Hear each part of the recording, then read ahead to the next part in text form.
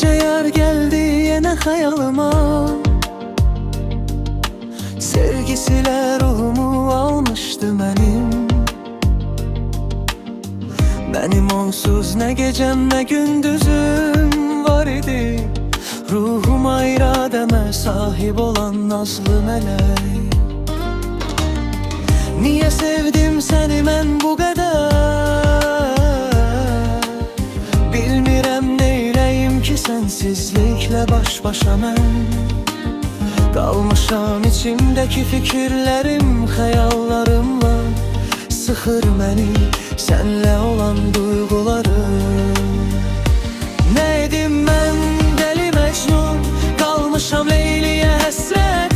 İnamım var bizim bu sevdamıza. Senin ürəyindeki sevgi gözlerinde mənə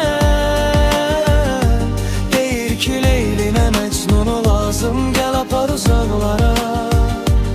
Oğuzlar dediğin senin qara gözündedir. Mən olmuşam deli yar o gözleri. O gözleri.